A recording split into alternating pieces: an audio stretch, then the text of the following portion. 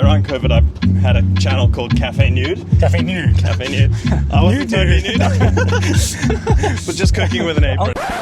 Welcome to Out of Breath, the new podcast recorded on the run in Hong Kong. Hello everyone and welcome back to Out of Breath. We're here at the Kennedy Town Harbourfront and we've got a mega guest for you today. I'm talking about a local, homegrown Hong Kong startup success story in the fitness industry. That's right, we have the founder and CEO of performance hydration brand Supernatural with us today. Josh, welcome to the pod. How's it, guys? Good morning. This is an epic way to start the weekend. Yes. And good to be on it. Yes, how are you doing? How are the legs? How are you feeling? Legs are pretty good. Legs are pretty good. Josh has been in Hong Kong for 8 years, so we've got plenty to talk about, going from Cape Town to finance and Hong Kong, Singapore, and starting his own brand. So, Josh, are you ready to get out of breath? I am indeed. Let's go. Let's go. Let's get started. Okay, first things first. A little birdie told me, and by a little birdie, I mean the Supernatural Instagram admin posted that it was your birthday recently. Happy belated birthday. Thank you, man. Yes. Thank you so much. Did you do anything to celebrate, anything special? We kicked off with a little morning session at BFT. Nice. Which is always a great Saturday starter. Yes. And then we went out for brunch with some mates, did a dinner, and went out. It wasn't the biggest night out, but got up the next morning and it was a good start. Nice, solid Hong Kong birthday. Indeed. And obviously, this birthday was in Hong Kong. The recent ones have been, but your story does start in Cape Town in South Africa. So, personally, I'm really interested to know, what was it like growing up in Cape Town? Well, I would say Cape Town, arguably one of the prettiest cities. Agreed, hard agree. But I I have to say, it's great to move to a place like Hong Kong, which we can talk about later, is actually also pretty similar in some aspects. For sure. If you say Cape Town is one of the prettiest places in the world, what's the rationale behind that? If you have to sell it to people on the pod, what's great about Cape Town? I mean, frankly, just from the topography, the mountains, outdoors. Yes. Again, super active city, great food, wine, and just a fun place to sort of hang around, I would say. Yeah. Was it in Cape Town that you really got started in fitness as like an interest or a hobby, if there was a community there? Good question. I mean, I guess we grew up as kids. I have a sister. We always essentially were pretty active, from tennis to running to a bit of trail running, etc. Always on the adventure side, and our family farmed in South Africa, so was always in the outdoors growing up. Yes. Which was amazing. So I always loved cities that have the outdoor element. Nice. And is there anything you really miss about Cape Town, having lived in Asia for about 10 years now? Anything that, or like, do you make sure you go back often to do specific things? I would say I do miss the fact that the humidity is much lower there. So, yeah, true. And things are, maybe half the price. Half the price, yeah. Very real. We are running this podcast just at the end of May, and the humidity has really ramped up this past few weeks in Hong Kong. But we're not out of breath yet. But we're not out of breath yet. We'll get there. Nice. So you're in Cape Town, and then you get your career started there. You're in investment banking. How did the move to move to Singapore happen? You moved to Singapore first, right? I worked for one of the banks, Standard Chartered, in South Africa. Did a transfer to Singapore early on. Was actually an analyst training, and I was like, I want to move to Asia. It's nice. Up and coming, and didn't want to go to, I guess, Europe, where a lot of the South Africans typically go. Okay. So I wanted to try something more exciting. Had you been to Asia before then, or was that your first time going? It definitely was. No, it was the first time. So That was really good, and I just knew that I wanted to move there one day. So when I started off, that was sort of the focus. Then I moved to Singapore, 2016. Worked there for 2 years, and then got asked to work on a sort of a deal here in Asia, in Hong Kong, and moved up and sort of been here since. And it's been a great 10 years. Great 10 years. Singapore is similar in some ways to Hong Kong, some ways different. I imagine quite different to Cape Town. So what was it like first going to Singapore and being in a completely different culture, a completely different type of city, different part of the world? Was there anything that was like shocking or difficult? It was easier to get sort of, accustomed to the friend groups, make mates. Nice. It was a very easy city, similar to Hong Kong, I would say. Just a bit hotter.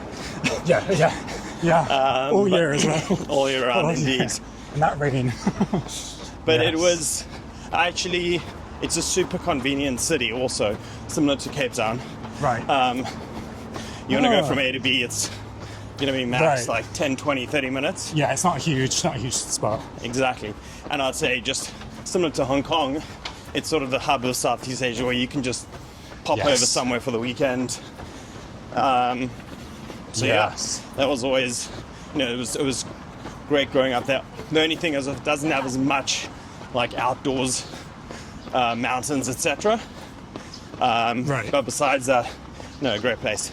And is that coming from Cape Town? You said in the past you like trail running, things like that. Is that more of like your preference in terms of lifestyle, having the access to the outdoors? Yeah, I mean, having, as I said, growing up as a young kid, being out on like the farm and spending time in nature, that is something that's like quite close to me. So I do enjoy, Nice. getting out and the fact that you can do that in Hong Kong, from where you So stay, easy. right up Yes. the peak, Yes. is like one of the nicest things. I think it's one of the best things to see people who move to Hong Kong or visit Hong Kong kind of discover is, we've been here 8 years, 10 years, but a lot of people initially think it's just the city on the Hong Kong island, but then there's so much hiking, beaches, nature to go out and get to enjoy it. It's really so much more than you think it is, right? Spot on. I mean, when you show people pictures of Tai Long Wan or Yes. Dana Cycling, they're like surprised. You're in Hong Kong, Yes. and they're like, "No, this can't be," because everyone, as you say, thinks it's a concrete jungle, Indeed. which is a bit of it is, but it's also got the flip side, Yeah. which is amazing. It's a bit of a simplification to say it's just that, right? 100%. But as an expat who has done the gauntlet of Singapore and Hong Kong, obviously at times people think maybe there's a rivalry between the cities, maybe in terms of lifestyle or position in the region. You have got to experience both. Is there anything like really distinct about each of the cities that sets them apart, or are they really as similar as people make it out to be, apart from obviously Hong Kong has more outdoors? I would say, yeah, they are pretty similar. I'd say actually Hong Kong at times is even more convenient, like just Yes. from getting around and things being super close. But they are relatively similar places, I would say. And both pretty big fitness communities Yes. and good people. Yes. So, That's and good. definitely the two safest places on earth. You're definitely super easy, super safe. I'm wondering, and we'll make sure we get onto Supernatural in a second, but that first 8 or so years that you're here, and you're in the bank and in the finance area, in the same bank, was there a big cultural difference working in the Singapore office versus the Hong Kong office? Did the culture of the bank kind of translate across the countries, or did each office have its own way of doing things? There were maybe a few nuances, I guess. Singapore's might be maybe a touch more expat-y, but I would say they're pretty similar. I mean, Hong Kong obviously is a bit more Chinese influence, but I mean, that was pretty easy to sort of slip into, just I guess given the location, but yeah, quite similar, I would say. Okay. I think the culture at St. John is pretty consistent throughout. Okay. Always interesting to know, there's so much activity and movement between the two, just trying to see where each one, has its own spot or has its own special thing about it. But obviously, okay, so you do the investment banking life, do it for about like 10 years, you said? Yeah, 10 years. And then you make a decision to leave the corporate behind and start a brand. There's so much we can get into here, but I think where did you always have the urge to kind of create something of your own, or is that something that came to you after you had some experience in life? Like, when did you first kind of decide that this founder journey was the one you wanted to go on? Good question, actually. I would say, well, firstly, growing up as a kid in South Africa, I don't know, just the way I was brought up, we always sort of played around on some entrepreneurial ventures. Right. From selling biltong in South Africa to our neighbors, to running a car washing business, to, yes, small things like that. And I think that was something that my dad imparted. Okay. Unfortunately, he passed away just before we launched Supernatural. And I think it was also a combination of, wanting to do something on the entrepreneurial side, get out of banking, and then also, I guess, the life event was a bit of a trigger to say, right, got to do what you want to do. And he was definitely one of the best talkers and just knew how to do business.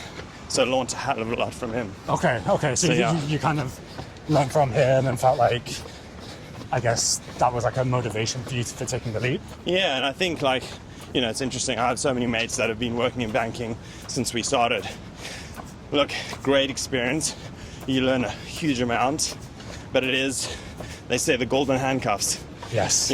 So I guess sometimes you have to take the plunge and essentially just make a call and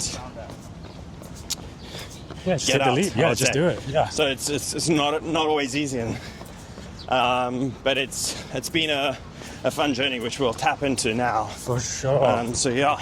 Okay, so you talked about wanting to do something entrepreneurial, how you got the motivation from your dad and your relationship with him. How did you settle that it was going to be Performance Hydration and Supernatural was going to be your company? Great question. I would say one other point I didn't mention is I've always had a big passion in the food space. Nice. So love cooking and entertaining. And around COVID, I had a channel called Cafe Nude. Cafe Nude. Cafe Nude. I wasn't totally nude, but just cooking with an apron. Okay. Is that still out there? Is it still? It technically is out there. Yes. We'll link it in the podcast. Don't worry. Basically, I would say, having been in Hong Kong, I think it was like 5 years or 6 years at that point, I was like, I sometimes struggle to find, a healthy, like protein full meal during lunch without spending an absolute bomb. Yes, so true. And I was like, Singapore has a number of these concepts. I was like, why can't we build something like that in Hong Kong? Essentially, we all know F&B, possibly one of the hardest spaces to do something. Especially at this time, it must have been close to the end of the pandemic, right, where it's really tough. Spot on, exactly. So they're just the economics on building concepts, and then for them to actually do well and come to fruition. And we were like, so the concept was a build your own bowl. Okay. More Asian inspired. Nice. And the idea was we essentially... Hey Vic! Live filming! Sorry. You're featured. Go next week. So essentially... Go to bowl. So essentially you want your own protein bowls, and the idea, so we conceptualized it, and we're like, we launched it at one of the first HYROX events, which was the Supernatural launch. Okay. But before we launched that, we were like, even if you scale to like 10 or 15 locations, ultimately we should be a massive feat and there's significant risk involved. Yes, huge We're overhead. like, how can we build products that can support active people? Right. So we're like, looked at this supplement stack and essentially, looked at protein in a very crowded space, hydration, crowded, but there was a gap for a product that had more, more electrolytes. Yes. Less sugar and just hydrated one properly in the Asia heat. In the Asia heat. So we actually launched both at HYROX. We then realized the food was well received, but we're like, focusing our energy on the electrolyte sachets, these ones here. We essentially, totally put all our energy into that, and that was how we kicked off the brand, essentially. I think that's such a great story as a founder as well, in that sometimes you have an initial idea and you scope it out and you think it's going to be great, but then when you get into the reality of it, there are challenges that you can only find as you do it, and then you can then think of a pivot, or how can we still be in this space but do something slightly more possible, economically viable. So totally. It's just to say for the audience, you never know, just the first idea might not be the first one, might not be the best one, but the second or the third or the fourth might. So yeah, I think it's all about, everything in life is about the hustle. Yes. And pushing and pursuing something hard. Yes. Nothing comes easy, I have to say. We will clip that.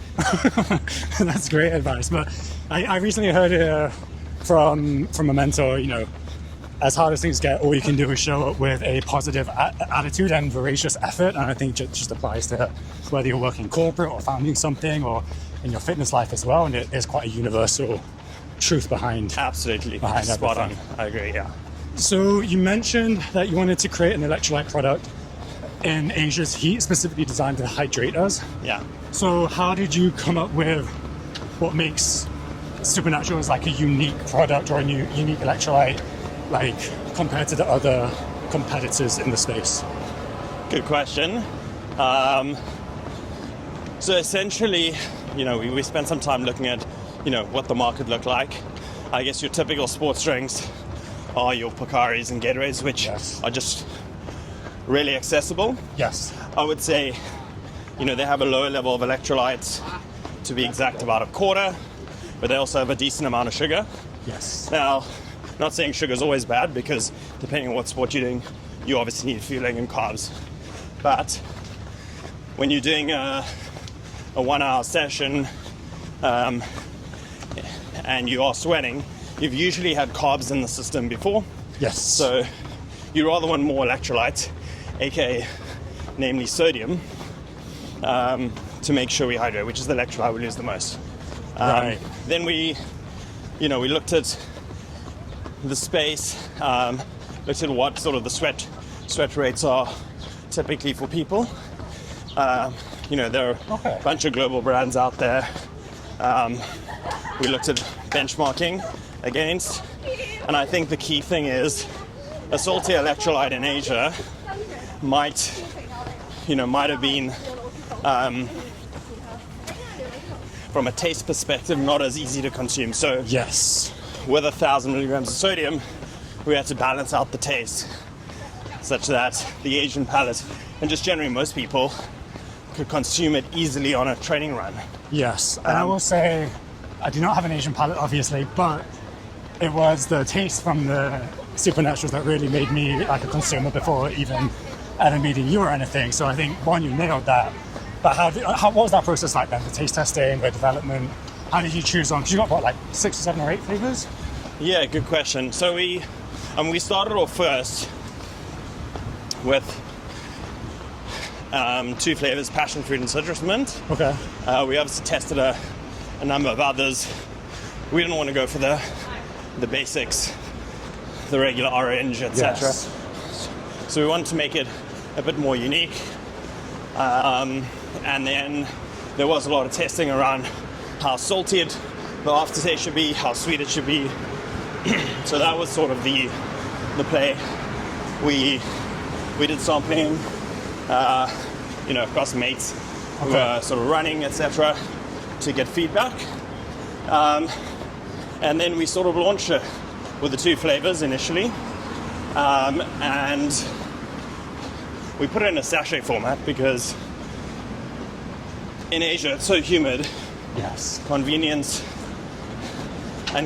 is also really sort of key. So the effervescent tablets, although they're also delivering electrolytes, you can't really go run with 2 tablets in your pocket because they'll be dissolved within like 10 minutes. Yes. Your shorts will get all the electrolytes, not you. Exactly. So these are pretty much fully waterproof, so you can even go swimming with them. Oh yeah? Yeah. Okay, challenge. Someone go swimming with supernatural electrolytes and let us know. No, so, and then, yeah, I guess we wanted to put in convenient on the go, so it dissolves pretty instantly. Yes. And that was the idea. People have asked us in the past, oh, why don't you guys put in a tub? And although that is, I guess, slightly larger format, the problem is the humidity. Once you open a tub in Asia, it starts to get clumpy, and you also can't go run with a tub in your pocket. Yes. So that was sort of the thinking. Great. I mean, it looks like such a simple and well executed product. It's amazing to see hear about how much work actually goes into just finishing with this kind of portable, transferable sachet that we can use. No, it's spot on. I think it's interesting. We sometimes forget about, even myself, all the small nitty gritties from labeling points to tearability to sachets not letting air in. There are a lot of considerations that one has to sort of think through. There is so much that I can ask you about, but I want to make sure we cover one key point, which is how your growth strategy is. Because what I noticed from Supernatural is you sponsor a lot of athletes, you sponsor a lot of events. You have your run clubs in the community in Hong Kong, Track Night Social Run. You just started a Singapore Track Night. I know in Melbourne you partnered with OSAT. Oh, yeah, I've done my research. So was that always when you started, you were like, we're going to do community-based, or was that something you learned from trial and error as you started? That's spot on. I think the one thing most people would have noticed, we've not run one ad on Supernatural really until the last few weeks. Yes. We've really focused on community. Yeah, on really getting the product to people to try. Wow. Across pretty much every sport you can think of, including underwater hockey. Heard about that? No, that's a thing. So I would say, I think getting a product in someone's hand to try and see the benefit is definitely one of the best ways to drive success. Indeed. Community has definitely been important for us. From kicking off our own sort of run club in the mornings at 7 a.m. to come join. Where can they join? Where is it at? Aberdeen, 7:15 on a Wednesday morning. Track sessions. It's hard, but it's fun and sweaty. I would say that's been key. Doing sort of pop-up events. We have a few sponsored athletes, people who really believe in the product. And I've always said the key is actually to get people around you that actually, I guess, believe in it, versus I guess there are a lot of influencers that just post about specific products. So I think that authenticity is critical. Yes, for sure. Yeah. And do you have anything coming up new for Supernatural? Any new products or any new markets or anything in the pipeline, or is it business as usual for now as we hit summer? All right, cheers. We're hopefully going to launch some new flavors. Ooh, heard it here first. But we just launched, but we launched sort of back end of last year, but really kicked off the exposure on it is the creatine electrolyte, which is pretty unique around the world actually. So it's 5 grams of creatine monohydrate and a good stack of electrolytes for daily use. So a normal sachet 1,000 milligrams, matching more or less what we sweat in an hour to an hour and a half. And then this one has 500, so it's slightly less. On a non-training day, you still get a decent stack of electrolytes, but not getting maybe too much. Yes. And if you have a hard session, you can also stack it with a normal sachet of the... Right, so it can complement the other sachets. Yeah, exactly. Nice. And then we did launch the electrolyte soda, which is, I guess, a post-training electrolyte soda, no sugars. Oh, okay. That's pretty yum. Is that a can or bottle form? Can. Can form, nice. Yeah, so sparkling. And then Yeah, I think, we want to continue to sort of focus on performance products. That's the idea. Nice. There are so many questions I still have to ask about Supernatural, but we are approaching the end of the run, so we're gonna. No, I mean, so we're not. We're getting 10Ks or 21? Okay, half marathon session today. I'm not out of breath, so we can go. I am. Yeah, no, I'm fine. I'm so fine.